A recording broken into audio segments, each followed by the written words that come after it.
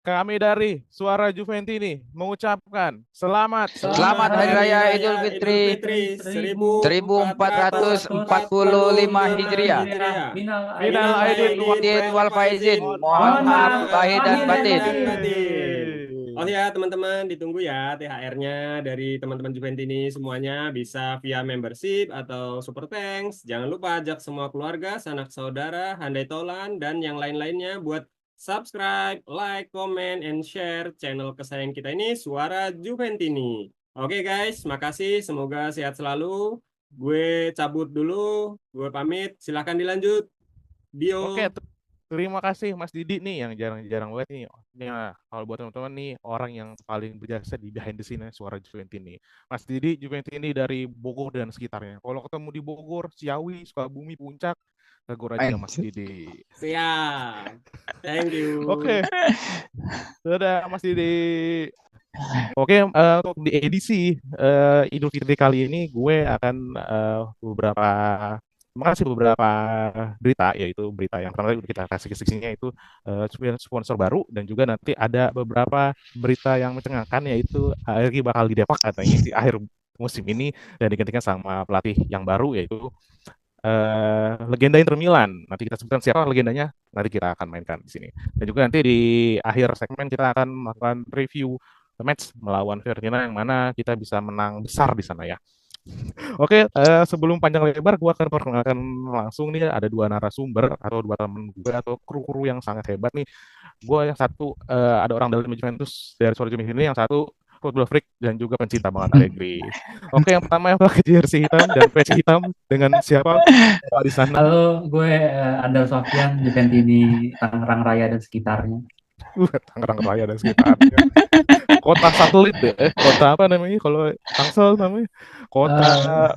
Masuknya kita sekarang masuk apa? Proyek strategis nasional kita. Wah, langsung Waduh, makin kenceng aja nih Tangsel ntar di situ tuh. Oke, next dengan abang-abang yang pakai baju putih ini kayaknya bau-bau maskapai juga nih. waduh. Halo fans Suara Juventini, gua Adi Juventini dari Bangka Belitung. Wah, timahnya banyak dong di rumah ya. Iya, dan juragan timah. Bisa kali 1% dibagi. Oke, yang hot-hotnya banget nih, udah kayak balsam otot nih. Allegri katanya sudah dilaporkan sama Fabrizio Romano akan meninggalkan Juventus di akhir musim ini. Ini kesukaan Adi nih tentang Allegri ya. Gimana nih? Nih Allegri bakal didepak di akhir musim ini, tetap formanya yang memberikan rekor-rekor buruk terus terhadap Juventus di musim ini khususnya. Gimana tanggapan lo deh? Lu kan suka sama Allegri. Gua nggak akan pernah percaya berita ini kecuali akun Juventus bikin Grazie Max. Selebihnya gua nggak percaya. Jadi sebelum ada akun itu bisa ngepost bahwa Grazie Max Allegri, baru gue percaya bahwa Allegri didepak. Selebihnya ya gue nggak percaya. Jadi gue akan lihat akhir musim kayak apa dulu. Kita nggak tahu tiba-tiba extend kontrak dengan gaji diturunin atau gimana, kita nggak tahu. Karena kan cuma wacana berita doang. Kita nggak tahu tiba-tiba Allegri jadi posisi runner up di Excel, kita nggak tahu juga. Jadi emang di sini ya serba nanggung. Jadi gue nggak akan percaya berita apapun sebelum ada ucapan dari akun IG-nya Juventus bahwa Grazie Max Allegri gitu. Ya, itu aja. Singkat padat dan tidak percaya kepada media kamu. Mas Andar gimana? Mas Andar, udah banyak kan media-media di sana. Terlebih juga Fabrizio Romano nih sekelasnya sudah mengabarkan bahwa si Mas Allegri akan bisa meninggalkan Juventus, bahwa masih ada satu musim lagi perpanjangan kemarin kan 2025 dia akan berakhir masa kontraknya. Dan sudah santer juga bahwa Thiago Motta yang notabene adalah pelatih yang Bologna yang sekarang sukses membawa Bologna ke peringkat 4, ini selisih golnya sama Juve hampir sama loh, 45-20 selisih golnya, dan juga mainnya juga enak. Tapi secara modal dari Juventus misalkan 10 juta, nah ini si Bologna nih cuma sekitar 1 juta gitu loh, 10 kali lipatnya dari Juventus, tapi bisa memberikan hasil yang sama dan juga permainan yang lebih enak ditonton. Itu juga Antonio Cassano sampai nyentil-nyentil si Allegri bahwa Allegri ini sampah gitu loh, beda sama Pioli yang udah bawa Milan juara yang sampai semifinal UCL musim kemarin, tapi tetap Allegri yang masih dibangga-banggakan sama media. Mungkin ini no Allegri no party mungkin yang untuk media ya. Ini Mas Andar gimana tanggapannya nih sebagai orang dalamnya Juventus? Gue pengen tahu banget nih. Kalau pokoknya sampai hari ini yang gue tahu, pembicaraan terkait pemutusan kontrak maupun perpanjangan kontrak tuh belum ada ya. Jadi sampai hari ini ya Allegri tetap pelatih Juventus sampai 2025. Kemudian kenapa kemudian nama Motta itu muncul? Sebenarnya balik ke cocok logi. Karena sampai hari ini Motta itu kontraknya tersisa tinggal sampai Juni di Bolonya dan belum ada rencana perpanjangan ya. Tapi makanya kemudian ada cocok logi ini dan menurutku ada harapan juga kayak ini kalau memang Juventus pengen ganti pelatih ini saatnya nih, ini ada pelatih satu yang lagi naik daun, kontraknya habis, ya udah lu sikat aja gitu. Makanya kemudian ketika orang bertanyakan kenapa nggak Conte. Pirlo, kenapa nggak Conte, kenapa nggak lain-lain, menurut gue karena Thiago Motta ini paling secara cost paling rendah karena nggak perlu di bail out dari timnya, dia nggak punya kontrak, gajinya murah dan lain-lain. Makanya kemudian nama Thiago Motta itu menjadi sesuatu yang sangat cocok dengan image Juve sekarang yang kayaknya pengen cari tipe pemain misalnya ya lo kok Mercato lo isinya Timo Weah, Alcaraz, Thiago Jallo, maka kemudian ketika pelatih lo ya yang muncul namanya bukan Zidane, bukan Conte, yang muncul namanya Thiago Motta gitu. Jadi itu menjadi cocokologi yang sangat relevan menurut gue untuk dimainkan isunya sama media gitu. Tapi ya kita nggak tahu karena gini, memang dilematisnya ya dalam artian kalau Allegri tidak dipecat dan tidak diperpanjang kontraknya, artinya dia kan habis 30 Juni 2025. Sesuatu yang lucu akan terjadi karena di Juni itu kita lagi di tengah-tengah turnamen Piala Dunia antar klub. Artinya setengah turnamen jalan, habis hilang tuh pelatihnya, nggak ada tiba-tiba. Itu makanya kemudian menjadi ramai ini gimana gitu 2025 ini gimana, itu juga yang kemudian muncul Chiesa makanya mau ditambahin kontraknya sampai 2026 kan aneh, setengah turnamen dia main buat Juve, habis itu misalnya Juventus lolos berikutnya hilang nih pemain-pemain yang kiper Szczęsny hilang, Perin hilang, semua hilang, termasuk pelatihnya hilang gitu. yang menjadi lucu tuh di situ gitu. Makanya kenapa tadinya sebelum kita masuk ke dunia antar klub, isu ini kan nggak ada. Nah, muncul nih soal gimana Allegri dan lain-lain itu belum terlalu muncul. Munculnya itu ketika kita harus masuk turnamen, masa sih kita setengah turnamen punya pelatih itu sisa turnamennya kita caretaker gitu kan, lucu gitu. Dan makanya kemudian muncul kalau Allegri nggak dipecat sekarang atau nggak diberhentikan sekarang, berarti kan aneh gitu. Makanya pilihannya cuma dua, Allegri di extend atau ganti pelatih. Ya balik lagi ke cocokologi sih menurut gue. Ya, dan balik lagi juga ke manajemen bagaimana. Kita kalau mau opsi murah, Motta. Kemudian kalau mau lebih murah lagi, Paulo Monteiro. Pelatih Primavera yang belum pernah ngelatih profesional nih kan. Tim Primavera itu kan hitungannya tim amatir ya. Iya. Dia bukan pelatih next gen gitu. Makanya kemudian nama-nama pelatih lain yang muncul tuh menurut gue karena emang secara logikanya media Juventus lagi hemat, kayaknya nggak mungkin deh nembus pelatih dari tim lain gitu ngebayarin.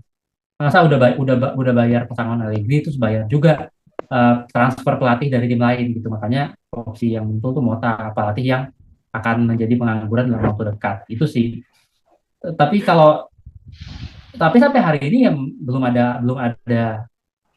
ada kekecewaan dari manajemen itu belum ada karena semuanya masih on track. Juventus masih di jalur UCL, apalagi UCL Italia kan bisa sampai 5 ya dia. Iya.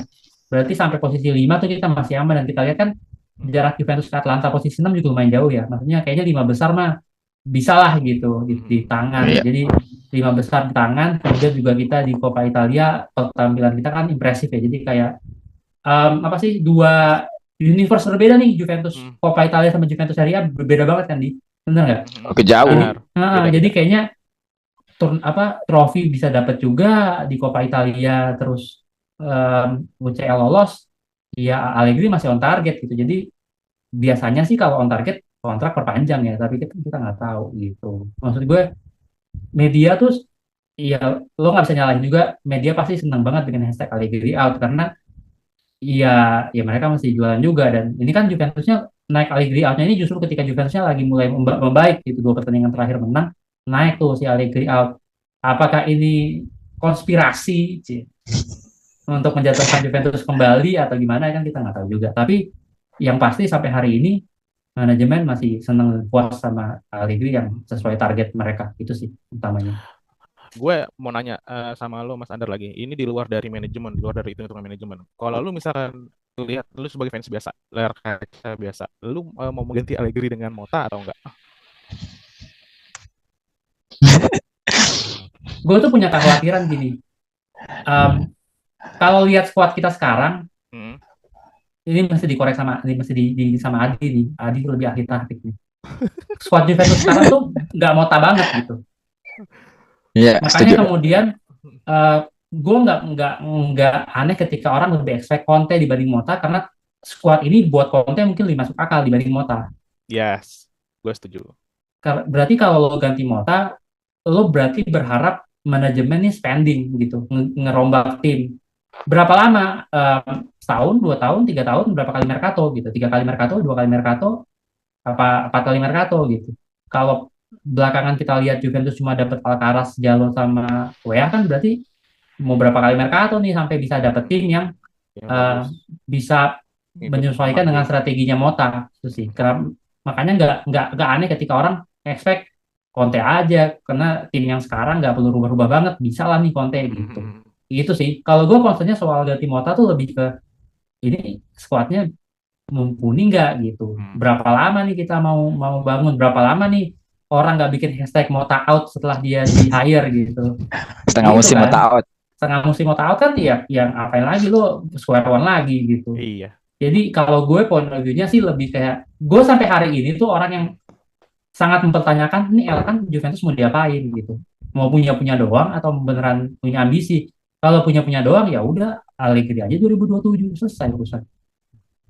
Nggak perlu pusing-pusing rombak squad. Buktinya Allegri dikasih Jallo, Alcaraz sama Wea bahagia-bahagia aja. Kalau ambisinya cuma segitu ya. Iya. Ya kalau ambisinya cuma segitu, maksud gue ya lo berharap apa gitu. Percuma ganti pelatih kalau manajemennya suruh ya udah ini gue kasih ya ganti pelatih tapi lu pemainnya ini lu dimaksimalin deh gitu. Ya berat sih kalau buat gue gitu. Kecuali pelatihnya emang ya cuma mau gaji Conte berapa kan gitu. Iya, Conte gajinya yang mentok dan juga jadi aneh-aneh. bukan Juventus bukan owner yang nggak kaya, tapi Juventusnya emang niatnya lagi begitu gitu. Makanya gue nggak tahu, balik lagi Elkan nih apa ambisinya, itu yang sampai hari ini tuh gue pertanyakan dan gue sampai sekarang belum nemu nih Elkan maunya Juventus apa selain dari profit 2027 gitu. Ya, karena iya target-target trofi itu nggak keluar dari manajemen tuh, mulut manajemen tuh cuma kayak mengurangi pengeluaran, menambah pendapatan, profit 2027 rutin tiap musim. Iya. Loss 4 besar tiap musim gitu. Gue nggak baca ada satu musim satu trofi minimal tuh nggak ada. Even untuk satu trofi satu musim aja tuh nggak ada gitu. Yang gue lihat sih mungkin ada perbedaan kacamata ya. Ini dari kacamatanya manajemen melihat targetnya masih oke, on track. Tapi dari sisi penonton, fans layar kaca, ini lihat Juventus di lapangan mainnya jelek banget gitu loh. Tidak seperti Juventus tim besar gitu. Menurut lo gimana, Di? Ini manajemen kayak gini maunya tetap oke dengan Allegri, tapi fansnya menilai bahwa ini Allegri membawa Juventus jadi rusak gitu loh. Cara permainan terlihat kemarin lawan Fiorentina aja kita kayak begitu loh. Parah banget. Kayak bukan tim besar. Betul gimana? Oke, gue menanggapi apa yang dibilang Mas Andar ya. Ya emang kalau squad Juve sekarang ini emang nggak Mota banget gitu. Gue kan sering share juga di grup kalau opini gue kalau emang Mota jadi pelatih Juventus, kita butuh 6 periode mercato, artinya 3 musim. Kalau dia masuk 2024, artinya baru clear dia dapat timnya sukses itu 2027. Artinya 3 tahun lagi. Pertanyaannya Juventus ini kuat nggak untuk selama 3 musim kita membangun tim tapi nggak dapat trofi, dan ini akan jadi beban juga buat Mota. Dia belum punya pengalaman apa-apa menangani tim besar. Dia emang agak butuh support yang besar itu. Dia butuh support lebih dari fans juga. Kita nggak tahu fans di sana kan apakah akan bisa mendukung Mota ketika satu musim drop. Anda ini musim pertama dia masuk peringkat 7. Apa yang terjadi sama fans yang di sana? Kita nggak tahu gitu. Jadi emang ini akan sangat sulit juga buat situasi Mota di musim pertama Juventus. Apalagi mercatonya kan ya kita beli pemain cedera ACL sampai sekarang belum main. Alcaraz nggak pernah tiba-tiba cedera. Jadi kan lucu gitu. Jadi emang ini harus dirombak total squadnya, dan itu berapa banyak duit yang di-spending sama manajemen Juventus buat Mota. Terutama ya kita nggak tahu. Gua nggak cocok sama Bremer dijual. Emang fans setuju nih kalau Bremer dijual terus diganti Calafiori yang downgrade?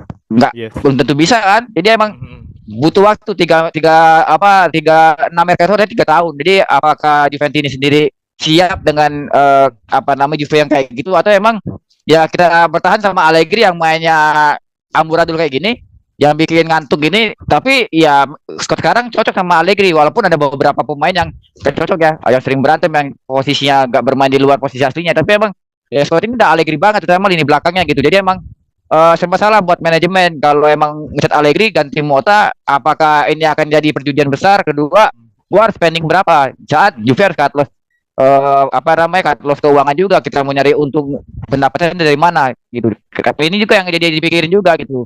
Soal apa namanya, kalau fans kan lihatnya, ya jujur gua ngeliatnya nonton Allegri kan enaknya yang buat tidur sebenarnya daripada nonton Juve gitu. Kadang kalau tidur lebih nyenyak gua kalau nonton Juve yang mainnya jelek banget itu. Lebih sehat ya hidup ya. Lebih sehat daripada gua maksain nonton besok paginya Ngantuk. iya ngantuk, kalah lagi itu kan. Iya. Waduh, double combo lah istilah itu. Jadi emang kalau kacamata fans kan pengennya maunya main bagus dan menang gitu. Iya. Ya seperti lah kita tahu lah, kita tim besar, bukan tim mediocre yang hasil seri adalah hasil terbaik, bukan, hasil kita mah menang gitu. Jadi emang mentalitas itu yang nggak dikasih Allegri ke Juve di 2.0 ini, justru dengan saingan kita Bolonya itu, bener kata Kasano itu apa namanya, menyakiti fans. Masa level lo Bolonya sih rivalnya, orang rival kita yang peringkat 1 bukan yang peringkat 4 gitu loh. Jadi emang itu tuh di luar nalar kalau kita lihat apa yang dibilang Allegri di media gitu. Tapi kalau soal apa nama Mota gantinya, gue sih lebih milih ya, kalau emang manajemen gak punya pilihan, perpanjang Allegri sampai 2026 aja, 1 tahun lagi. Tapi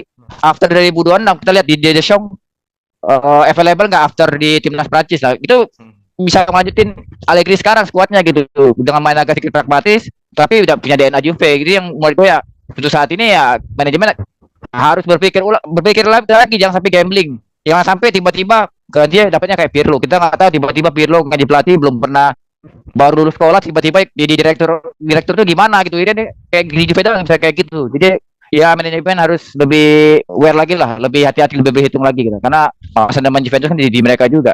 Iya. Ini berarti ditarik dari omongan Mas Andar dan Mas Adi, ini kelihatan bahwa Juventus memang masih ingin mempertahankan kondisi seperti ini sampai mereka kan punya slogan nanti di 2027 akan menjadikan 2027 Juventus emas, yaitu kondisi keuangan sudah bagus, bisa membeli pemain yang bagus dan juga bisa mengontrak pelatih yang juga oke.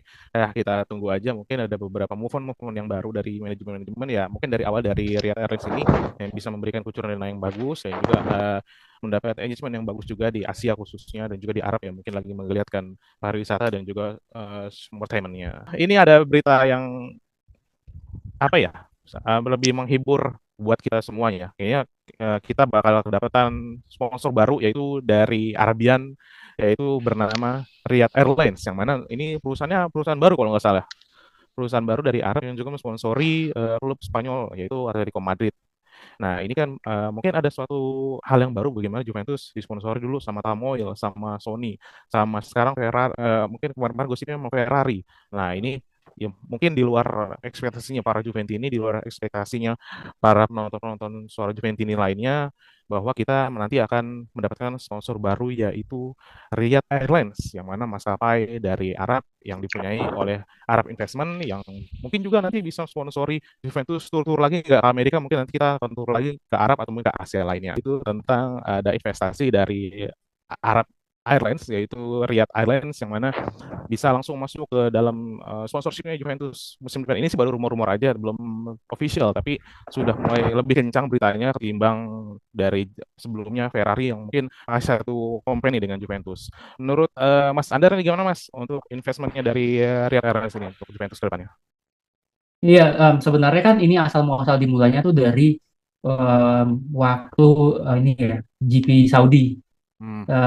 Pemain-pemain tuh Juventus sudah datang, John Elkann datang ke sana, kemudian manajemen Juventus juga ikut ke sana, makanya kemudian muncul pemberitaan bahwa ini bukan sekedar mendukung atau mendukung Scuderia Ferrari di F1, tapi ada temu bisnis lain yang utamanya memang sejak awal musim kan Jeep dan Juventus sudah memastikan bahwa tidak akan memperpanjang kontrak yang 45 juta itu kan, maka kemudian dicarilah sponsor yang paling tidak menyamai nilainya, atau ya minimal nggak jauh-jauh banget lah dari nilai yang selama ini sudah diberikan sama Jeep. Memang banyak di awal-awal tahun itu sponsor dari Amerika. Jadi kayak termasuk salah satunya yang paling kencang tuh ada AT&T juga tuh yang sempat rame. Komunikasi ya. Telekomunikasi. Tapi belakangan sini setelah kejadian yang Elkan dan manajemen Juventus itu muncul di Saudi, menjadi menarik karena akhirnya dikabarkan juga tour USA-nya Juventus tuh yang summer nanti dibatalin gitu. Jadi apakah ini kemudian nanti bisa jadi tidak ada tour internasional alias fokus di Turin aja, atau bisa jadi turnya pindah nih ke Saudi sekalian launching Riyadh Air sebagai sponsor. Nah itu yang sementara ini masih jadi ini ya, masih jadi rumor. Tapi yang hampir pasti Juventus ke Amerika itu batal karena kalau kita lihat kan yang lain udah ada jadwal ya. Ya. Milan udah ada di Perth di mana-mana, kemudian tiket juga udah penjualan, Roma juga. Nah Juventus kan belum ada nih, Amerika juga nggak ada beritanya. Biasanya kan bulan segini udah mulai tuh promo dan lain-lain. Jadi memang semakin terkonfirmasi bahwa Juventus arahnya nggak ke USA berarti. Nah inilah kemudian Riyadh Air ini muncul, apalagi kan memang kita juga tahu Saudi Investment ini emang lagi gencar-gencarnya mau masuk ke dunia sepak bola kan, baik melalui pembelian saham klub ataupun ya sponsor-sponsor ini, termasuk salah satunya yang mereka sponsori baru-baru ini kan Atletico Madrid gitu. Dan ya mungkin masuk akal sih ketika profilingnya setelah Spanyol mungkin masuknya ke Italia lewat Juventus gitu, karena kalau di IPL kan mereka masuknya langsung beli tim ya, beli klub gitu. Jadi ya dari cocok logi semua ini menjadi satu hal yang masuk akal gitu sih kalau gue melihatnya. Nah, menurut lu nih berapa persen nih Mas kita bakal ganti sponsor, mengingat Jeep sudah beberapa musim ya memang juga dari sama-sama induk organisasinya di Exor, sama-sama ya ibaratkan kakak adik sama Juventus. Ini ganti sponsorship dan juga beda negara juga, Arab dan juga khususnya Asia gitu. Apakah memang ini Juventus mau melakukan ekspansi ke pasar Asia ataupun memang hanya ingin mengganti sponsornya aja dengan nilai yang lebih besar?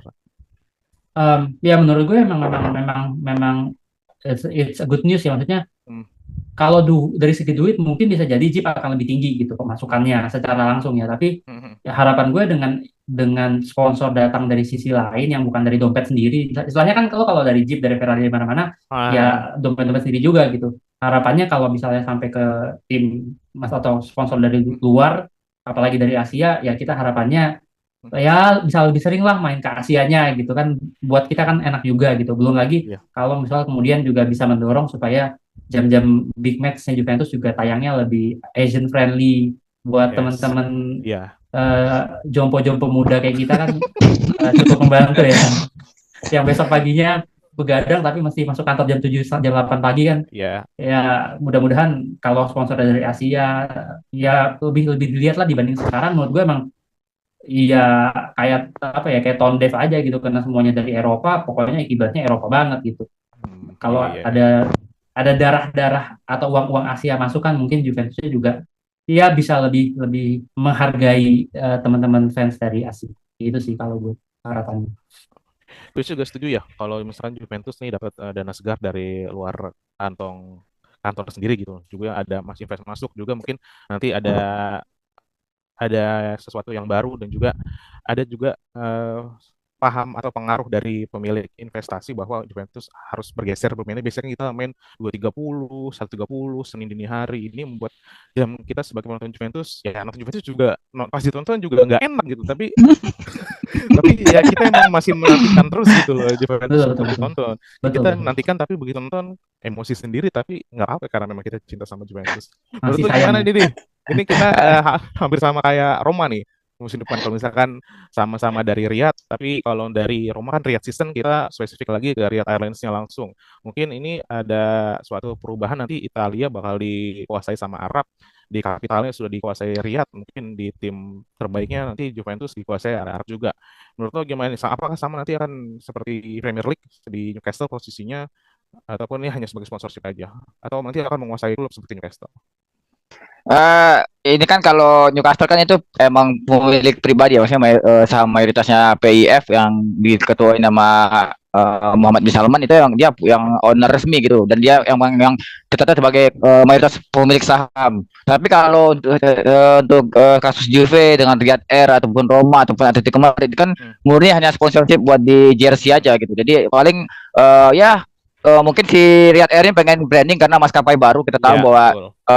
pemiliknya kan salah satu pangeran Arab yang terkenal sama ambisius karena dia punya proyek sport washing buat calon tuan rumah Pildu 2034. Jadi Yes, betul. masih ada sekitar waktu 10 tahun lagi sehingga dia butuh branding lah buat negaranya. Persis apa yang dilakukan sama Qatar ketika Qatar beli PSG dengan kata Airways di jersey-nya PSG sampai sekarang dia bisa PSG dengan bisa collab sama Jordan bikin jersey Nike itu kan luar biasa, harganya mahal banget itu. Jadi satu saat mungkin Juve akan mencoba hal yang sama mungkin dengan Riyad Air, mungkin dengan Nike atau dengan apa yang lain, tapi dengan ini kan punya nilai positif buat di Asia. Dimana kan kita kan misalnya turunnya ke Amerika ya, benar-benar otaknya ke arah Amerika, semua kita main di sana. Kita kan belum pernah nih tur musimnya ke Arab itu. Selain kalau kita main di Piala Super Italia. Jadi emang ya satu saat mungkin ada yang umroh bisa nonton Juve kali di sana. Kita juga nggak tahu ke depannya. Jadi ini emang benar-benar apa namanya branding masa depan Juventus juga. Jadi di Serie A mungkin lebih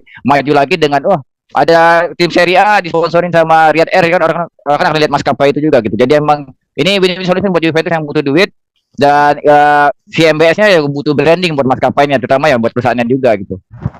Ini juga mungkin satu gebrakan dari pangeran MBS ya, bahwa kemarin terakhir hajatan Piala Super Italianya nggak di Juventus, nontonnya sepi gitu loh.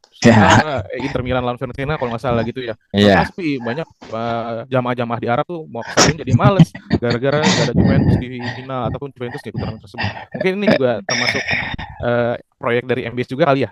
Misalkan Juventus tim besar Italia mungkin yang paling tenar di Arab sana, bahwa ini permintaan pasarnya Arab. Mungkin salah satu jalan bagi MBS buat branding, nanti dia bakal jadi tuan rumah di 2034 ya dia. Iya. Tapi ingat juga kan ketika Piala Super Italia lagi sepi itu kan timnas Arabnya main di Piala Asia. Jadi tabrakan. Jadi kayak orang Arabnya gue nonton timnas gue aja yang lagi main di Qatar daripada gue nonton tim luar yang cuma main di sini gitu, dari duit doang gitu. Jadi emang ya waktunya nggak match gitu. Satunya timnas yang main di Piala Asia, hajatan Asia, tiba-tiba ada klub asing datang main di situ. Jadi emang ya nggak match aja, waktunya kurang tepat gitu. Makanya mungkin faktor ini juga sepi. Dan juga klub asingnya yang mediocre yang datang ya, bukan besar ya.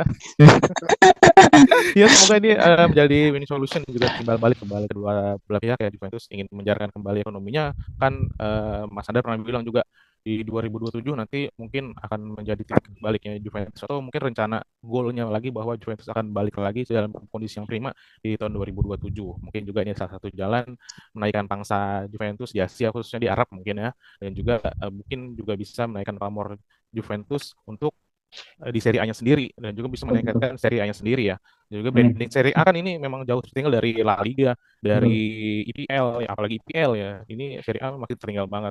Memang dari legalisasinya sendiri pun, dari sisi pengemasan acaranya memang sering tertinggal dari kedua liga yang di sebelahnya, liga-liga Eropa yang lainnya, terutama La Liga dan juga IPL.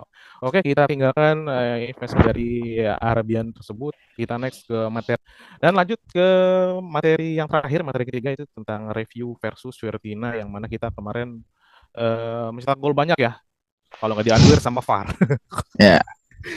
Ini aneh ya, kita main bagus dari menit 1 sampai sekitar 30. Nah setelah itu Juventus nggak main lagi udah.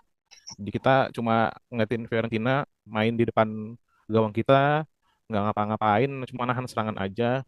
Nah ini hampir juga kita kasih imbang golnya sama si Nico Gonzalez kalau misalkan si Tek nggak nge-save bolanya, dan juga kayak bermain apa ya, kayak memang seperti Juventus pada biasanya gitu. Balik lagi kita mau mengawali bulan yang bagus gitu dengan kemenangan, dengan melanjutkan kemenangan, tapi dari grintanya, dari girohnya sendiri pun kayak ya udah kita udah menang 1-0, ya udahlah gitu. Menurut lo gimana nih kemarin tanggapan dengan review Fiorentina itu? Apa sih kemarin golnya itu? Masa main di kandang cuma dapat 25% possession ball? Ya kita jangan lihat yang di match ini lah, kita lihatnya di Artemio Franchi kan kita juga kayak gini mainnya gitu. Tapi ada dibikinin video ruang taktik, wah master class taktiknya, defense-nya bagus. Ingat loh, taktik itu dibantai Madrid 4-1 di final UCL. Jadi apa yang dibanggain gitu loh. Taktik yang dipakai Allegri itu. Kita menang 1-0 lawannya Fiorentina. Itu dibantai di final UCL pakai taktik yang sama. Jadi apa bangganya dan Juve main kayak gitu. Jadi di home ini mainnya sama, cuma 30 menit habis 3-1 sampai akhir.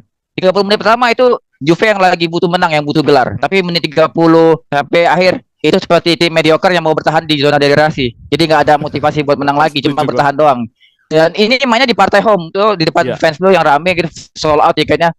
Fans nonton tim yang seolah-olah tim Siena yang lagi hati untuk bertahan di Serie A. Ini kan nggak make sense gitu. Jadi emang 16% di babak kedua itu luar biasa. Gue belum pernah nonton tim besar 16% lawan tim papan tengah di kandang sendiri. Gue belum pernah nonton itu. Dan cuma Juve kali ini gue nonton kayak gitu. Luar biasa emang Allegri. Terima kasih Pak Coach.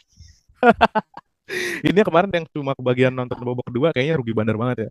Karena udah niat bangun dini hari mainnya kayak gitu dan juga kedekan ketar-ketir bikin emosi, besoknya Senin lagi ya. Mungkin yang masih bagi mereka kerja ini kayak gondok gitu pagi Senin ya, betul menang cuma nggak puas gitu dari hasil permainannya dengan Fiorentina, apalagi yang bermain praktis 60 menit sisanya itu main menyerang dan Juve bertahan gitu. Tapi anehnya memang si Fiorentina ini nggak dikasih sama Juve masuk ke dalam kotak penalti. Semua peluangnya didapat dari luar kotak penalti.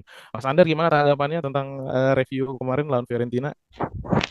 Ya sedikit aja memang setelah 30 menit kan kita kayak hilang sinyal ya. Tapi in a way, apakah segitu buruknya mental pemain sampai ketika digangguin VAR 3 kali, bukan 3 kali, setiap bahkan gol resmi aja akhirnya gol itu kan juga dicek VAR kan. Iya. Apakah setiap kejadian kita kemudian dicek VAR ini membuat pemain kita sangat mudah down? Ya harusnya pemain Juventus nggak kayak gitu. Maksudnya kita dari dulu kan emang dimusuhin wasit ya.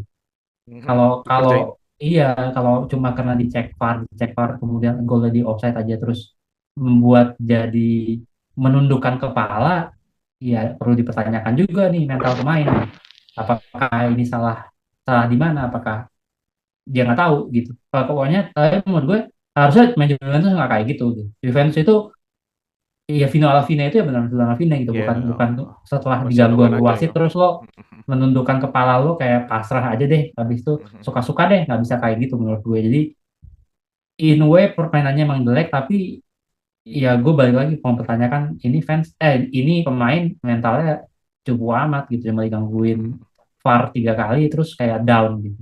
Sedangkan padahal kita in a way musim ini tuh tifosi dukung penuh 100%, sold out stadion tuh hampir semua pertandingan tuh sold out gitu. Masa cuma digangguin VAR aja mental lo down gitu.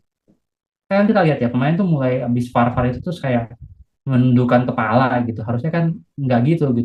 Harusnya lebih berapi-api gitu. Iya. Itu sih yang gue lumayan kecewa dari pertandingan kemarin tuh, bukan soal main dari masalah, maksudnya main kayak gitu kan kita bukan setahun 2 tahun ya, sejak Allegri awal ya memang itu kelihatannya Allegri gitu, main kita dikurung deg-degan itu udah biasa gitu. Tapi lihat pemain menundukkan kepala kayak pasrah setelah dikerjain VAR itu sih yang lebih mengecewakan buat gue as a tifosi.